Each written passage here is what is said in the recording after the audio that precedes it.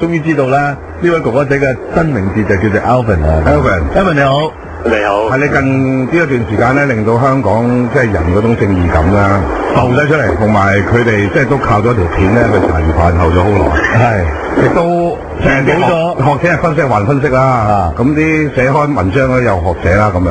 即係究竟啊，你成個人喺當時嗰個歷程個心裏邊諗緊啲咩？不過喺呢個答呢個問題之前咧，我想幫阿亨解決咗佢個壓力先。佢成日想知你做邊行？我做邊行？我做 sales 嘅。真係做 sales 啊！點會叫佢做老闆啦？你咪逢人都叫老闆㗎？佢呢啲人唔係逢人都叫嚇？唔係啊！佢俾我玩緊啫。你玩係？叫人老闆係玩定嘅？你估佢真係老闆咩？睇個款好多錢身家咩？嗱，你啲冷笑大家可以參考一下。即係當時其實你個用嘅用詞就係，即係我哋大眾誤解咗，係咪？老實講，呢段片咧無啦啦咧上咗網咧就變咗個鬧劇。咁啊，但係我睇見咧就喺網上咁多個 post 咧，我覺得係香港嘅一個悲劇。係點解咧？其實香港嘅同我差唔多年紀嘅人咧，大部分都係存在住一堆嘅反智思想咯。最叻就係馬後炮啦。但係佢哋冇諗過原來究竟自己喺咩 situation 之後會有咩嘅reaction 俾到人咧？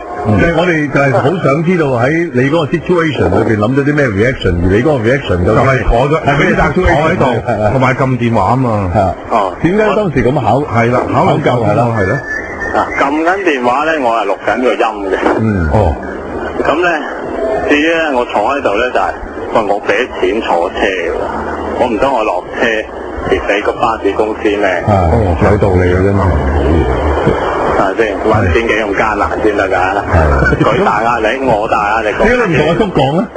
當日你都大壓力㗎，同阿叔講啊嘛。我都有壓力㗎，大佬。我都有壓力，我唔起身同你講，我唔係唔知道你。我俾錢巴士公司，我而家都係想去即係我想去嘅地方啫。係啦。你無端端咁樣煩我都有壓力㗎喎。同埋如果我企起身咧，個 pat pat 離開咗張凳咧，我就蝕咗俾巴士公司啦，咁啊嘛。當時你點解唔同佢咁講咧？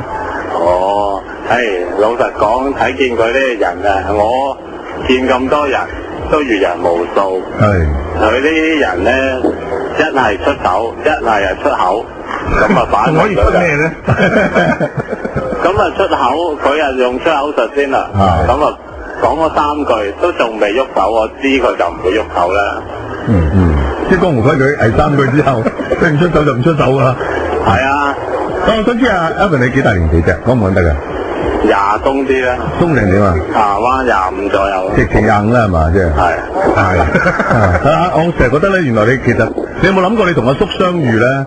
嗰種人與人之間嗰種嘅奇緣咧，係真係註定㗎。點解咧？你兩個好似覺得你講嘢個方法就係又慢條斯理啦，係咪？嗱咁樣，如果我嗰陣時我企起身落咗車，咁我咪蝕咗俾巴士公司嗰啲語氣咧，同我哋啲阿叔好似嘅，同埋嗰句説話咧就係我閱人無數，我覺得你好型咯。其實你做咗出嚟做 sales 做咗幾多年啊？都有6-7年㗎啦。6-7年。嗱，我想問咧，其實喺片段裏邊咧，好幾段大家都好緊張嘅，即係本來咧就普通一件事嘅啫，即係你搭出去膊頭，原來佢又唔中意人哋搭佢膊頭，咁跟住咧肥啲肥嚟肥咗幾句之後咧，佢就其實想平息件事嘅。